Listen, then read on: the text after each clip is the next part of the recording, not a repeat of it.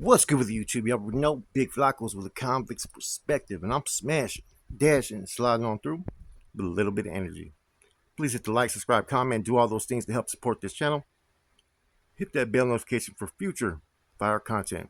So, you know, there's been a lot of revelations about how these groups have been operating like the last 50 years, right? And one thing that I've come to learn recently is that probably there was a lot more employing of undercover and metals in Northern California that a lot of us did not know about. The same way that the NF had undercover canales, right, is the same way the MA had their sleepers as well. And this goes back to even the pre-war. You know what I'm saying? Back in the 70s, early 70s, I believe, Big Mike used to secretly recruit a lot of the metals as far as having a plan to eventually attack the Nuestra Familia. I mean, look at what Chongo did when he was an undercover NF. He posed as a undercover PC to get to the yard to end up hitting someone. So people in the past have actually, these call them sleepers, undercovers, whatever, man, have done everything they can to try to fucking portray themselves as something, get there and eliminate the targets. It's happened in the past. They said that Big Mike, during the little piece that the NF had at one time, right? Around 71, 72, when he was in back in, I think it was either AC or the whole whatever, right? Some NF members were trying to get him out. You know, Louis Rajo from Matavia and a few others. But the whole time, as they were trying to pretend that things were good, they were also secretly trying to recruit sleepers, basically, at that time. Undercover MA members, basically to be ready to go to war with the Nuestra Familia. That's one theory that I've heard. So I wouldn't put it past it, them allegedly recruiting this individual from Salinas that we just heard about that's undercover. And think about how many more are out there in different areas that are undercover in metals. It may be a whole another department that we're not aware of that functions and has only one goal. There is still NF sleepers, there's still MA sleepers. You know, you got Fat Joe from Hayward. When he was first recruited, he was recruited as an undercover carnal. And what they do is they pretty much function in line like if they're an insoldado or whatnot, but yet they got a channel the whole time reporting. And even other C's may not know that this individual is actually a familiano. You get what I'm saying? They're able to pretty much infiltrate different areas in different facilities while maintaining a low profile.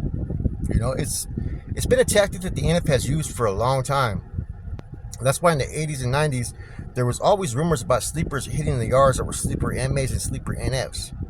But you couldn't tell the difference if they were actually sleepers or if they were actually dropouts. That's the problem. I remember Dancing Bear wanted individuals to, he was talking about have them PC up to go to the first tier in San Quentin to get the special program and then starting to whack some of the people that were not active. So like I said, this isn't something that's new.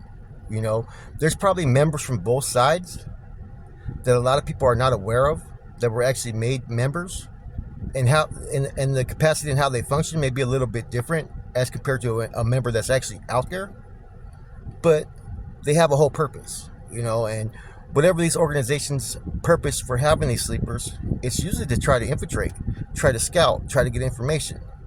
I mean, I wouldn't put it past them having scouts within the organization to scout their own to see what others are doing. That's how paranoid at times prison politics can get a motherfucker. That people feel that it's needed to have a undercover to sit there and go out there and obtain information to see what other individuals are doing. I'm going to give you a few other people who were undercover, right? Okay, one was Pizza Cesar, who sat on the Nuestra Raza Council, right? He was undercover carnal. Okay, Beto Palomino, he was undercover carnal. He was looked at as a very righteous and very seasoned NR member, but he was actually an undercover carnal until he actually eventually came out that he was a C. So, you know, you may think that undercovers was just something that was going on in the 70s and 80s, but no, nah. It's been going on still to this day that there's undercover carnals that people don't know about. I wouldn't be surprised if there's undercover Cs that are in the state, right, that are actually in line with the feds, but are functioning within the capacity as insoldados. And their whole purpose is to try to get information to intel to basically infiltrate. Now, with the Mexican Mafia, where would a sleeper or undercover or scout be valuable? Now, I think the same way that the MA has never allowed any type of group to grow, like they had the SSG for a minute, but that was never authorized. They've always been one to want to control everybody under them. Therefore, they will never allow groups to start to build or have any type of momentum.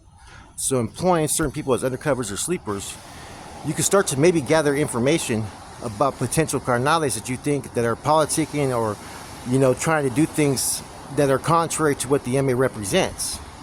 And being an undercover, his juice card may just be just that. Sometimes it may be to maintain his longevity out there on the streets. It could be because he's like the secretary, the enforcer, whatever it may be. Or maybe they're trying to gather intel and information. So therefore, you got this sleeper, goes up in there as a regular Southsider, and is able to gain a lot more information as opposed to if he was known to be working with a carnal or known to be a camarada. See, a lot of dudes want to tip their hands because they're all egotistic. They want to show who they are, what they represent, how much power they have. Someone who's an undercover is not tipping their hand. They're not exposing themselves, right? It's like, say that you're a carnal, right? And then you pull someone as a sleeper, right? And he's basically a sleeper off of you because every decision that needs to be made, right? Or any requirement that he's requiring, right? As a carnal, right? His linkage is linked to the carnal who's basically pulled him. And as him being an undercover, he's never exposed to the rest of the group. Now, I'm not saying that's happening in these situations of the recent last 30 years. I think a lot of the carnales that are probably being pulled as admittals in up north, I think that's mainly for safety reasons why they don't put it out there. I think maybe within the neighborhood, certain individuals who have some type of authority may know, but I think they keep all that under wraps. And I can see a Southsider of Ovadio who's basically saying that he's running things for the MA, but basically still be a carnal. Therefore, it kind of safeguards him from any type of indictments because all he's doing is representing his hood. See, everything is about being discreet and having a reason or purpose. Now, if he's putting himself out there in Northern California as an metal, yes, there may be an end to all hostilities today, but that doesn't mean that there's not those that are still going to want to knock one down based upon who he is, especially if they hit the streets. See, a lot of them are already doing life. It's very rare that you see those that are set to parole, but you do need to have those that are paroling, because the minute you don't have those that are paroling, you don't have an active individual out there that's representing it. Therefore, it will be much easier for people to turn in and do what they want to do. So now it makes a lot of sense for the MA to be recruiting people up north, and to pull them as undercovers. It's like it's taking a playbook out the NF. It's, potentially for infiltration, potentially if things go sour in their current relationship that they have with the state NF. Hey, it's all for protection measures, man. And once they've already planted their flag there, there's no taking it out. That's why I was kind of shocked about, there being an medal that came in Salinas. And someone was saying, well, there's always been medals in North. Yeah, there's always been medals in Northern California. But there's certain locations you never thought that they would be walking or it'd be known. Salinas is the one city you would least expect it to even happen. You know what I'm saying? San Jose, you can blend in out there a little bit. But Salinas, nah. And now you've had about 5 in the last year that have been recruited up north. Does that mean that they're making plans? No. It just means that these homegrown Sureños that are now from up north, right? Whereas opposed to how it was years ago, are now starting to get a little representation and respect. Anyways, I know that there's a few NF sleepers currently to this day. And it appears that there may be a few MA members that are sleepers as well. As far as any other groups, AB and whatnot, the AB, what they used to do before is they would get individuals from certain hoods, recruit them, and they would end up becoming leaders usually within those groups, or they were already leaders.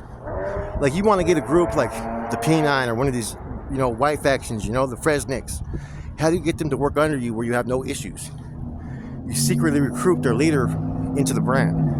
And that's what happened in the 2000s. So all these groups have different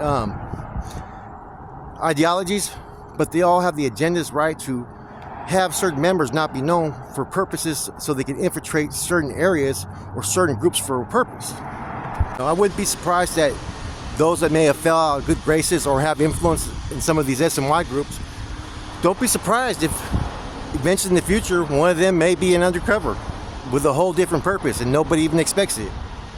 You know, there's rumors of a few individuals who rocked SNY, got to the feds, and got their standings kind of changed. You know what I mean? Same thing with the Bulldogs. You got a few Bulldogs that went to the feds, started rocking with the homeboys.